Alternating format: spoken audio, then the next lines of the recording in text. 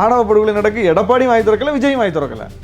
ஆனால் நாங்கள் ஆணவ படுகொலைக்காக சட்டத்தை காரணம் காட்டி திமுக விட்டு வெளியே வரணுமா? வந்து எந்த மக்கள் பிரச்சனையே பேசாமல் விட்டோம், எந்த இடத்துக்கு மக்கள் பாதிக்கப்பட்ட உடனே எங்கள் தலைவர் போகாமல் விட்டார், எங்கே அவருடைய ப்ரெசன்ஸ் இல்லை சொல்லுங்கள்? திருமாவளவன் அவர்கள் கட்சி தொடங்குறாரு, தொண்டர்கள் திருமாவளவன் நோக்கி வராங்க, அரசியல் படுத்துறதுக்கு 4 நூற்றாண்டு காலம் ஆயிருக்கு. விஜய் இப்போ தான் தொடங்கியிருக்காரு, இன்னும் அரசியல் படுத்துறதுக்கு காலம் நேரம் ஆகும். ஆனால் இப்போவே இந்த அளவுக்கான விமர்சனம். நாங்கள் அரசியல் படுத்துறதுக்கு 4 நூற்றாண்டுகள் ஆகலை. நாங்கள் கட்சி ஆரம்பித்த தொடக்க நாளில் இருந்தே மக்களை அரசியல் படுத்திட்டு தான் இருக்கோம் சார். 2 தேர்தல் சார், 1967, 77 மீண்டும் இந்த பிரச்சார கூட்டத்திலே அதான் அவங்க ப்ரொஜெக்ட் பண்ணுறாங்க. இப்போ 2 தேர்தல் ஒப்பிடும் அளவுக்கான 2026 தேர்தலில் வந்து திமுக இல்லை அந்த ஒரு அலை இருக்கா? திமுக மீதான எதிர்ப்பு அலை? அண்ணாமலையே அப்படிலாம் ஒன்றும் இல்லைன்ட்டாரு. கூட்டணி கட்சிகள் அதில் உங்கள் மீதான அட்டாக் இருக்குது. ஏன்னா நாங்கள் ரொம்ப வைப்ரண்ட்டாக இருக்கோம், ஆக்டிவான கட்சியாக இருக்கோம், களத்தில் மிகப்பெரிய அளவுக்கு வீச்சோடு இருக்கோம். அதனால எங்களை அதிகமாக பேசுகிறாங்க. அதனால எங்களை எப்படியாவது அதிலிருந்து முதலமைச்சர் ஸ்டாலின் எதிர்க்கட்சி தலைவராக இருந்தால் எப்படி இருந்திருப்பார்? அவரோட ஒப்பிடும்போது எடப்பாடியே ஆக்டிவ் இல்லை, எடப்பாடியோட ஒப்பிடும்போது விஜய் ஆக்டிவ் இல்லை.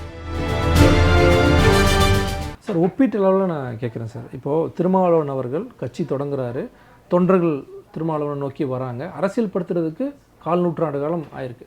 விஜய் இப்போ தான் தொடங்கியிருக்காரு, இன்னும் அரசியல் படுத்துறதுக்கு காலம் நேரம் ஆகும். ஆனால் இப்போவே இந்த அளவுக்கான விமர்சனம். நாங்கள் அரசியல் படுத்துறதுக்கு 4 நூற்றாண்டுகள் ஆகலை. நாங்கள் கட்சி ஆரம்பித்த தொடக்க நாளில் இருந்தே மக்களை அரசியல் படுத்திட்டு தான் இருக்கோம். அரசியலாக தான் எங்கள் பின்னால் அணிதிரள்றாங்க. அரசியல்ங்கிறது என்ன? எங்கள் அரசியல்ங்கிறது என்ன? 25 ஆண்டு காலமாக நாங்கள் கட்சிக்கு அங்கீகாரம் வாங்குறதுக்கு தான் இவ்வளோ காலம் ஆயிருக்கே தவிர, நாங்கள் ஒரு அரசியல் மையப்பட்டு தான் டே 1லேருந்தே இருக்கோம். அதான் நீங்கள் கவனிக்க வேண்டியது. எந்த மக்கள் பிரச்சனையே பேசாமல் விட்டோம், எந்த இடத்துக்கு மக்கள் பாதிக்கப்பட்ட உடனே எங்கள் தலைவர் போகாமல் விட்டார், எங்கே அவருடைய ப்ரெசன்ஸ் இல்லை சொல்லுங்கள்? அப்போது ஒரு தலைமை என்பதும் ஒரு கட்சி என்பதும் 4.5 வருஷ பிரச்சனையை ஸ்டாக் பண்ணி வச்சு கடைசியில் 6 மாதம் பேசுவதல்ல. அந்த 6 மாதத்தில் வாரத்தில் ஒரு நாள் பேசுகிறது கிடையாது, அன்றாடம் பேசுவது, அன்றாட மக்களுக்கு வந்து போய் நிற்கிறது, மக்கள் கூப்பிடாமலே போய் நிற்கிறது, மக்கள் வந்து நம்பிக்கை வைக்கக்கூடிய அளவுக்கு பணியாற்றுவது, அதுதான் அரசியல். அந்த அரசியல் நடவடிக்கைகளை நாங்கள் செஞ்சுட்டு வர்றோம். அதில் எங்கள்கிட்ட யாரும் கொஸ்டின் பண்ண முடியாது. இவரே அங்கே வரலன்னு யாராவது கேட்க முடியுமா? அப்படி ஒரு கேள்விக்கே இடம் இல்லைல்ல எங்கள் செயல்பாட்டில். அப்போ மக்கள் வாக்களிக்கிறாங்க, வாக்களிக்கல, மக்கள் நமக்கு வந்து பின்னாடி வர்றாங்க, வரல. ஆனால் நம்ம பின்னாடி போகணும், மக்கள் பின்னாடி, மக்கள் பிரச்சனைகளை நம்ம நிற்கணுங்கிறதுல தெளிவாக ஒரு பயணம் பண்ணுறோம். எல்லா கட்சியும் அப்படி தான் பயணம் பண்ணுது. காலையில் முழிச்சா கிளம்பி அவங்க மக்கள் பிரச்சனைகளுக்கு தான் போகிறாங்க, இரவு வந்து பிரச்சனைகளோடு தான் வீட்டுக்கு வர்றாங்க. மக்கள் பிரச்சனைகளை தீர்க்கிறது, அடுத்தது அதை ஹேண்டில் பண்ணுறதுங்கிறது தான் ஒரு அரசியல்வாதியினுடைய முழு நேர நடவடிக்கைகளாக இருக்குது. அப்போது இப்படி இருக்கும்போது இது ஒரு புது வகையான அரசியலாக இருக்கு. அடுத்த ஜென்ரேஷனுக்கான அரசியல் நம்ம பார்க்க வேணாமா? அப்படி பார்க்கக்கூடாதா? அடுத்த ஜென்ரேஷனுக்கான அரசியல்னா என்ன? இப்போ இந்த 18 வயசு அது என்ன அப்படின்னா என்ன? பேசினா போதும், தோன்றுனா போதுங்கிற தோன்றுனா போதும், அதுதான் தோன்றுனா போதும். அது வந்து அரசியல் கிடையாது, அது சினிமா கவர்ச்சி. திரையில் தோன்றினால் போதும், பார்த்தாலே விசில் அடிப்பான், அப்படி பேப்பரை கிழிச்சு திரையில் தூக்கி வீசுவான், சேரை உடைப்பான், துள்ளி குதிப்பான். அப்போ இது எல்லாமே பாருங்கள், இது இந்த அரசியல் களத்தில் பார்க்கக்கூடிய ஒவ்வொரு காட்சியும் ஏற்கனவே திரைக்களத்தில் பார்த்தது, நம்ம சினிமா தியேட்டரில் பார்த்தது. மேலே உள்ள இந்த திரை கவர்ச்சியை அவங்க தியேட்டரில் வெளிப்படுத்துகிறோம். இப்போ நேரில் பார்த்தோன்னே எக்ஸைட்மெண்ட் ஆகி அங்கே திருச்சி ஏர்போர்ட்டில் வெளிப்படுத்துகிறான். சார் 2 தேர்தல் சார், 1967, 77 மீண்டும் இந்த பிரச்சார கூட்டத்திலே அதான் அவங்க ப்ரொஜெக்ட் பண்ணுறாங்க. இப்போ 2 தேர்தல் ஒப்பிடும் அளவுக்கான 2026 தேர்தலில் வந்து திமுக இல்லை அந்த ஒரு அலை இருக்கா? திமுக மீதான எதிர்ப்பு அலை? அண்ணாமலையே அப்படிலாம் ஒன்றும் இல்லைன்ட்டாரு. திமுக எதிர்ப்பையே தன்னுடைய கொள்கை ரத்த ஓட்டமாக வச்சுருக்கக்கூடியவர் அப்படிலாம் ஒன்றும் இல்லைங்க. ஆட்சிக்கு எதிராகவோ முதலமைச்சருக்கு எதிராகவோ ஒரு மனோநிலை இல்லை அப்படிங்கிறார். அவரே சொல்கிறாருன்னா அப்புறம் என்ன நிலைமை? அப்போம் சரி, உண்மையிலேயே முதலமைச்சருக்கு எதிரான இந்த ஆட்சிக்கு எதிரான ஒரு மனநிலை இருக்கா? முதல்ல எந்த அடிப்படையில் இருக்குது? இந்த அடிப்படையில் இருக்குங்க அப்படின்னு சொல்லுங்கள். இந்த தரப்பு மிகப்பெரிய இந்த ஆட்சி எப்போ போகும்னு காத்திருக்காங்க அப்படின்னு ஒரு தரப்பை காட்டுங்க. நிறை குறை என்பது எல்லா ஆட்சி காலத்திலையும் இருக்கும். பல வாக்குறுதிகள் வந்து நிறைவேற்றப்படாமல் இருக்கும், அதுக்கு நிதி சுமை மற்ற விஷயங்கள் காரணமாக இருக்கும். இது எல்லா ஆட்சிக்கும் பொருந்தக்கூடிய ஒன்று. ஆனால் மக்களை துன்புறுத்துறது, எப்படா இந்த ஆட்சி வீட்டுக்கு போகணும்னு மக்கள் எதிர்பார்க்குறதுங்கிறது அது சிச்சுவேஷனே வேறு. அது அது வந்து அது தெரியும், பார்த்தாலே களம் பயங்கரமாக டிஸ்டர்பாக இருக்குது. மக்கள் வந்து ஒரு விஷயத்துக்காக காத்திருக்காங்க, எப்படான்னு வாய்ப்புக்காக காத்திருக்காங்க, முடிச்சு விட்ருவாங்க சோழியை அப்படிங்கிற மாதிரியான எந்த ஒரு சூழலும் இங்கே இல்லை. அதுக்கான வாய்ப்பே முதலமைச்சர் கொடுக்கலையா? அப்படி ஒரு மக்கள்கிட்ட கோபம் வரக்கூடிய எந்த வாய்ப்பையும் முதலமைச்சர் கொடுக்கல. ஏதாவது ஒரு பிரச்சனைனா கூட உடனே அதை சரி செய்கிறதுக்கு என்னன்னு தான் அவர் பார்க்குறாரு. பேச்சுவார்த்தைகளை நடத்துகிறாரு. ஒரு நியாயமான ஒரு அறிக்கை அவற்றிலிருந்து வருது, ஒரு கனிவான வார்த்தைகள் வெளிப்படுது. அப்போ இப்படி இருக்கும்போது நீங்கள் வந்து தட்டி கழிச்சோ அல்லது எடுத்தேன் கவிழ்த்தேனோ அல்லது கண்டும் காணாமல் கடந்து போயோ அவர் எந்த பிரச்சனையுமே அணுகலையே. இல்லை, அன்றைய காலகட்டத்தில் இருந்த அந்த ஆட்சியாளர்கள் மீதான எதிர்ப்பு அந்த விஷயங்கள்லாம் இப்போ இல்லை அப்படிங்கிறீங்க?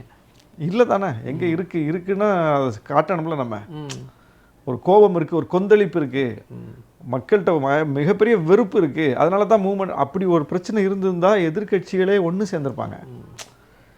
அப்படித்தான் உண்மையிலே களம் இருக்கும் என்றால், அப்படி தான் இந்த ஆட்சியை அகற்றுவதற்கு மக்கள் எதிர்பார்த்து காத்திருக்கிறார்கள் என்றால் அதை எதிர்க்கட்சிகள் வசமாக பயன்படுத்தி இருப்பார்கள். இங்கே எதிர்க்கட்சிகள் ஒருங்கிணையாமல் இருப்பதே அதுக்கு சாட்சி. நம்ம சேர்ந்தாலும் இங்கே ஒன்றும் வேலை ஆவதில்லை, இது ஒன்றும் எடுக்காது மக்கள்கிட்ட அப்படின்னு உளவியல் ரீதியாகவே அவங்க உணர்றாங்க. அதை உளவியல் ரீதியில் அவங்க மிகப்பெரிய பாதிப்புக்குள்ளாகி இருக்கிறாங்க எதிர்க்கட்சிகள். அதனால தான் அந்த சேர்க்கை நடக்கலை. இதுவே இந்த ஆட்சி ஒரு கொடுங்கோல் ஆட்சியாக இருந்து மக்கள் மீது மிகப்பெரிய சுமையை ஏற்றி மக்கள்லாம் காத்திருக்கிறாங்க, எப்படா சந்தர்ப்பம் கிடைக்கும்னு ஒரு அட்மாஸ்பியர் இருந்தால் இன்னைக்கு எதிர்க்கட்சிகள் மிகப்பெரிய மூவ்மெண்ட் கட்டியிருப்பாங்க.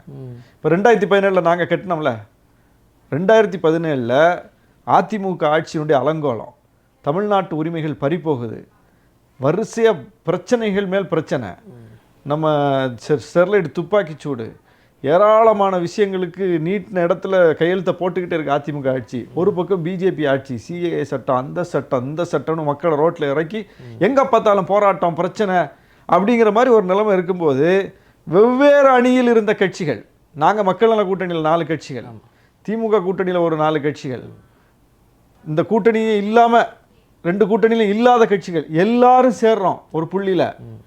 இது இப்படி அனுமதிக்க முடியாது, இதெல்லாம் அட்ரஸ் பண்ண வேண்டிய தேவை இருக்குது, நமக்குள்ள 1000 கருத்து வேறுபாடு இருக்கலாம், ஆனால் இதுக்காக நம்ம ஒன்று சேரணும்னு சேர்ந்தோமா இல்லையா? அப்போ பிரச்சனைகள் எங்களை சேர்த்துது. ஒரு ஃபோரத்துக்கு கீழே வந்தோம். அன்னையிலிருந்து இன்னைக்கு வரைக்கும் 8 ஆண்டுகளை கடந்து 3 பொது தேர்தல்களை கடந்து இந்த அணி தொடருது. ஏன்னா அன்னைக்கு அந்த எந்த தேவையின் அடிப்படையில் சேர்ந்தமோ அந்த தேவை இன்னும் முடிவுக்கு வரல. ஆனால் வந்து இப்போ விசிகா தங்களுக்குன்னு கொள்கை இல்லாமல் திமுகவுடன் மட்டுமே வந்து பயணிக்குது அப்படிங்கிற விமர்சனத்தை ஐபிஎஸ் 10 கட்சி இருக்குதுங்க திமுக கூட்டணியில், விசிகா மட்டுமா இருக்கு? 10 கட்சியும் அப்படி அவங்கவுங்க கொள்கையை விட்டுட்டு சேர்ந்துட்டாங்களா திமுகவோட? ஒவ்வொரு கட்சிக்கும் ஒவ்வொரு கொள்கை இருக்கு, ஒவ்வொரு கோட்பாடு இருக்கு, ஒவ்வொரு வழிமுறை இருக்கு, ஒவ்வொரு பயணம் இருக்குல்ல தனித்தனியா. கொள்கையை மறந்து திமுக கூட்டணியில் இருக்கு. அதான் 10 கட்சியுமா மறைக்கக்கூடிய வண்ணமாக 10 கட்சியுமா இல்லை விசிகா மட்டுமா? எல்லாமே கூட்டணி கட்சிகள். அதில் உங்கள் மீதான அட்டாக் இருக்குது. ஏன்னா நாங்கள் ரொம்ப வைப்ரண்டாக இருக்கோம், ஆக்டிவான கட்சியாக இருக்கோம், களத்தில் மிகப்பெரிய அளவுக்கு வீச்சோடு இருக்கோம். அதனால எங்களை அதிகமாக பேசுகிறாங்க. அதனால எங்களை எப்படியாவது அதிலிருந்து பிரித்து எடுத்துட்டா மற்ற ஒவ்வொரு கட்சியும் தானாக பிரித்து எடுத்துடலான்னு நினைக்கிறாங்க. அதனால டார்கெட் அதிகமாக இருக்குது எங்கள் மேலே. என்ன பிரச்சனைன்னா, சரி இப்போ திமுக விட்டு நாங்கள் வந்துடுறோம், எதுக்காக வரணும்னு சொல்லணும். முதல்ல பட்டியலின மக்கள் பிரச்சனையை சரியாக ஹேண்டில் பண்ணல, அந்த பிரச்சனையை ஹேண்டில் பண்ணல, இந்த பிரச்சனையை ஹேண்டில் பண்ணல அப்படிங்கிறதுக்காக நாங்கள் வந்துடணும் அப்படின்னா, இப்போ அப்படி தானே சொல்கிறாங்க. இப்படிலாம் இருந்தும் நீங்கள் எப்படி இருக்கீங்க அப்படின்னு கேட்குறாங்க. சரிப்பா நாங்கள் வந்துடுறோம்னு வச்சுக்கோங்க, ஆணவ கொலை தடுப்பு சட்டம் கொண்டு வரல திமுக, நாங்கள் கொண்டு வரணும்னு சொல்கிறோம், திமுக கொண்டு வரல. அப்போது ஒரு முரண்பாடு தான் சொன்ன மாதிரி. ஏன்னா நம்ம கொண்டு வரணும்னு சொல்கிறோம், ஃபைட் பண்ணுறோம், போராடுறோம், அவங்க கொண்டு வரல. அப்போ வரலன்னா முரண்பாடாயிருச்சு, திமுக விட்டு வெளியே வந்துட்டோம். இதுக்காக வெளியே வந்துட்டோம்னா யார்கிட்ட போகிறது? அதிமுகட்ட போகணும்னா அதிமுக இந்த சட்டத்தை கொண்டு வருவோம்னாவது சொல்லுதா? இவங்க வரல. உங்களுக்கு நம்பிக்கையே கொடுக்காம இருக்காங்க. இதில் வருவோம்னா சொல்லுதான்னு கேட்குறேன். கொண்டு வர்றது அடுத்த கட்டம், கொண்டு வருவோம்னாவது சொல்லலாம்ல. அந்த பிரச்சனை நடக்கும்போது ஒரு அறிக்கையாவது வருதா? அப்போ நீங்கள் யாரை விட்டுட்டு யார்கிட்ட வர சொல்கிறீங்கிறது தான் முக்கியமானது. இப்போ விஜய் ஆணவ படுகொலை நடக்கு, எடப்பாடியும் வாங்கி திறக்கலை, விஜயும் வாங்கி திறக்கலை. ஆனால் நாங்கள் ஆணவ படுகொலைக்காக சட்டத்தை காரணம் காட்டி திமுக விட்டு வெளியே வரணுமா? வந்து அப்போ நாங்கள் ஒப்பிட்டு பார்க்குறோம். அந்த ஒரு சொல்யூஷன் கொடுக்கல. சொல்யூஷன் யார் கொடுக்குறான்னு கேட்குறேன். அப்போது பிரச்சனை அப்படி தான் இருக்குது. எல்லாரும் அதில் ஒரே நிலைப்பாட்டில் தான் இருக்கீங்க. மோசமாக இருக்கீங்க, இன்னும் சொல்ல போனால் மோசமான நிலைப்பாடோடு இருக்கீங்க.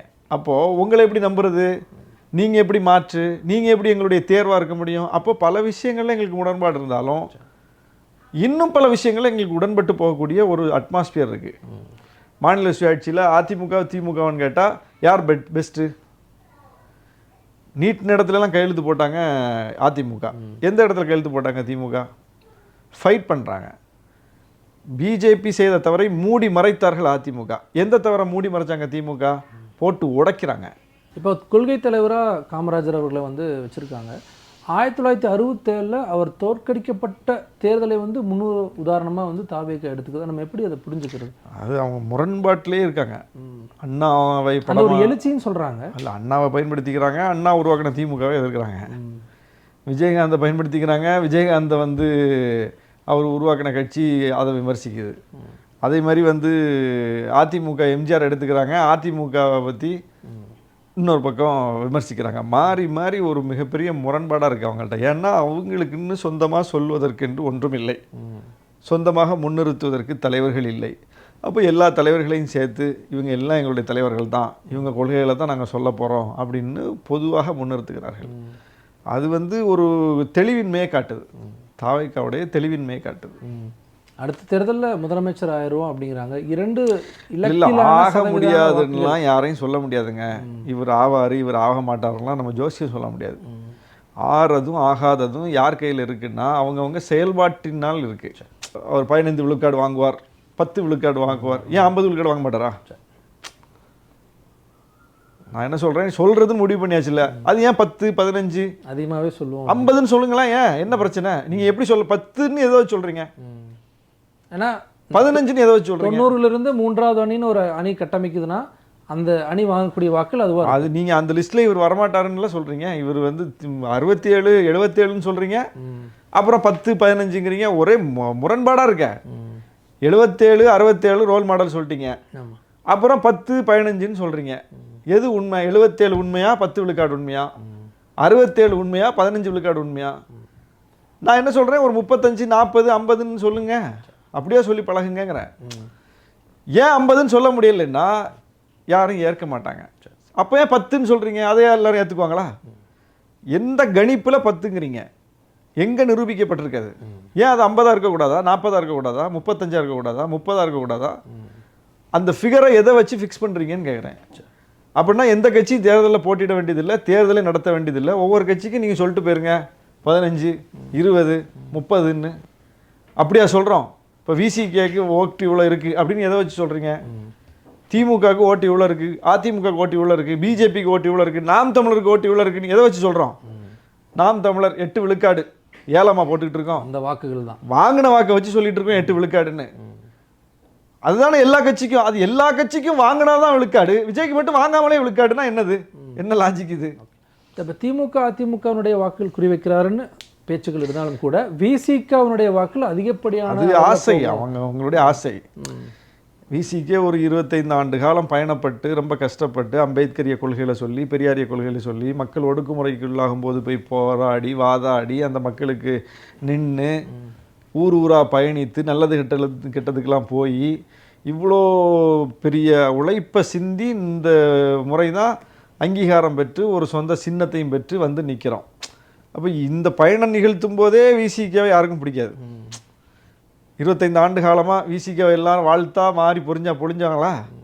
விசிகேவை வந்து அந்த கூட்டணி சேர்த்துக்கணும் இந்த கூட்டணி சேர்த்துக்கணும்னு கருத்துருவாக்கம் பண்ணாங்களா?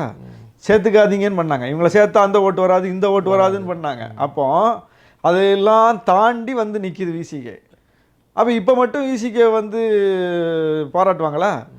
அப்போது விசிகேவை மலினப்படுத்துவாங்க, விசிகேவை குறைத்து மதிப்பிடுவாங்க, விசிகேவை வந்து ஒன்றுமில்லாமல் ஆக்கிறதுக்கு என்ன வாய்ப்புன்னு பார்ப்பாங்க. அப்போது விஜய் கட்சி தொடங்கிட்டார், விசிகே ஓட்டு போயிடும். ஏன் வேறு கட்சி ஓட்டு போதா? ஏன் அது விசிகே வருது? அது அவங்க ஆள் மனதில் இருக்கக்கூடிய விருப்பம். விசிகே ஓட்டு போயிடணும் விஜய்க்குங்கிறது இவங்க விருப்பம். ஏன்னா விசிகேக்கு ஒரு ஓட்டு வங்கி வந்ததையும் ஒரு அங்கீகாரம் பெற்றதையுமே அவங்க விரும்பலையே. அப்புறம் விசிகே ஓட்டு வந்து விசிகேட்ட இருக்கிறத எப்படி அவங்க விரும்புவாங்க? அது அங்கே போகணுங்கிறது இவங்க விருப்பம். போகணும்னா நான் என்ன சொல்கிறேன், எங்களை விட விஜய் தீவிரமாக செயல்படணுங்கிறேன். விசிகே என்னென்ன பிரச்சனைகளை எடுத்து போராடுறோமோ அதை தீவிரமாக எடுத்து விஜய் போராடி எங்களுக்கு வேலை இல்லாமல் ஆக்கிட்டாருன்னா கண்டிப்பாக ஓட்டு போயிடும். வெறும் கூட்டம் மட்டும் இல்லாமல் செயல்பாடுகள் என்ன இருக்குங்கிறது தான் இல்லை, நாங்கள் கூட்டத்தை காட்டி எங்கள் கூட்டமே செயல்பாட்டில் வந்தது தானேங்கிறேன். விசிகேவுடைய கூட்டம்ங்கிறது, விசிகேவுக்கான ஓட்டுங்கிறது விசிகே செயல்பாட்டின் மூலம் வந்தது தானே. அது வெறுமனே கட்சி தொடங்கின ஒரு மாதத்தில் கவர்ச்சியில் வந்தது இல்லையே, அப்படி உள்ள கூட்டம் இல்லைல்ல. அப்போது இந்த ஓட்டு அவர் பெறணும்னா எப்படி பெறுவாருங்கிறத அவங்க சொல்கிறவங்க. ஆனால் சொல்ல மாட்டாங்க, ஏன்னா பாயிண்ட் கிடையாதுல்ல, இந்த கேள்விக்கு விட இருக்காதுல்ல. எந்த பிரச்சனையை திருமாவளவன் போகிறதுக்கு முன்னாடி விஜய் போய் தீத்தாருன்னு சொல்லுங்கன்னு ஒரு கேள்வியை கேட்டால் அமைதியாக இருப்பாங்க, சொல்ல தெரியாது, சொல்ல பதில் கிடையாது. ஆனால் விசிகே ஓட்டு விஜய்க்கு போயிடும். எப்படியா போகும்? சரி, மற்ற ஓட்டு விஜய்க்கு போனால் எங்களுக்கு இழப்பு இல்லையா? எங்களுக்கு வேற எல்லாம் வெறும் பட்டியலின மக்கள் ஓட்டு போட்டால் நாங்கள் எம்பி எம்எல்ஏ ஆகிருக்கோம், அப்படி ஆக முடியாதுல்ல. எல்லா மக்களும் ஓட்டு போட்டால் தானே ஒருத்தர் எம்பி ஆக முடியும், எல்லா மக்களும் ஓட்டு போட்டால் தானே ஒருத்தர் எம்எல்ஏ ஆக முடியும். அப்போது வேறு எந்த ஓட்டாவது விஜய்க்கு போனால் எங்களுக்கு பிரச்சனை இல்லையா? எந்த ஓட்டு போனாலும் பிரச்சனைன்னு சொன்னால் கூட சரி அப்படின்னு பார்க்கலாம்.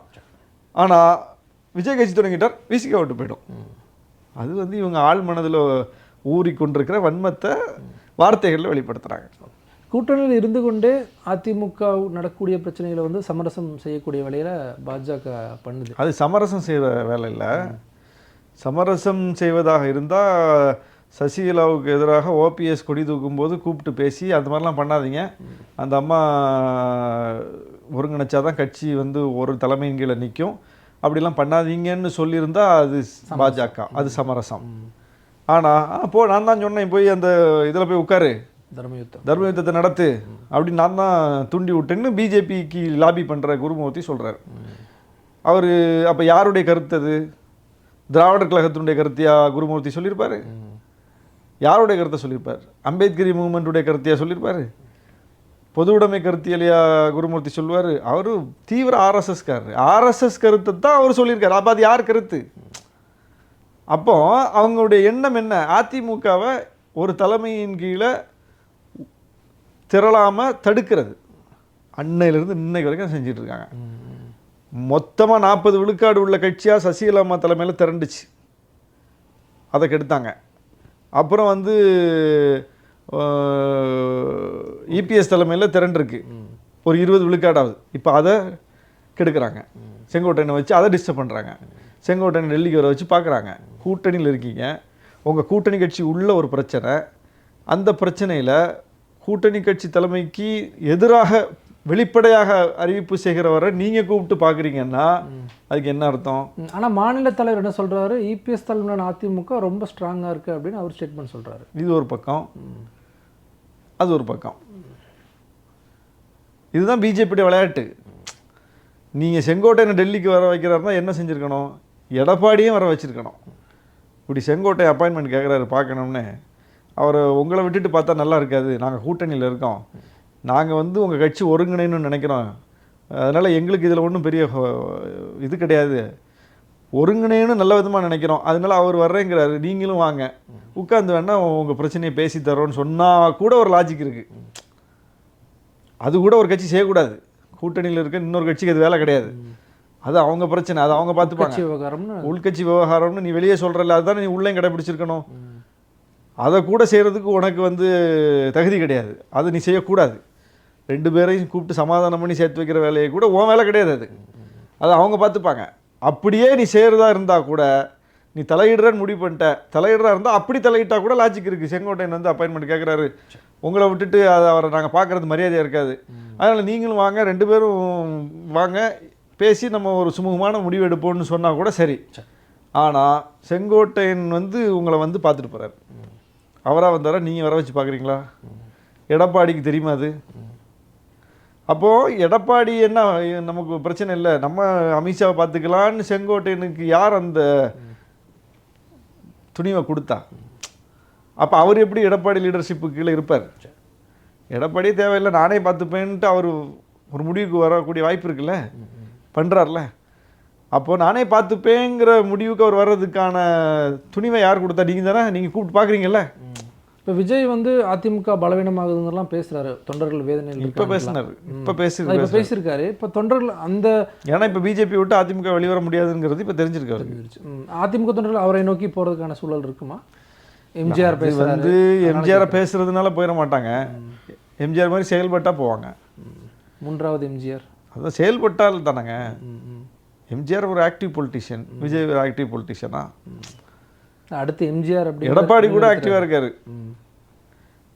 எடப்பாடியை மிஞ்சி விஜய் ஆக்டிவாக இருக்காரா?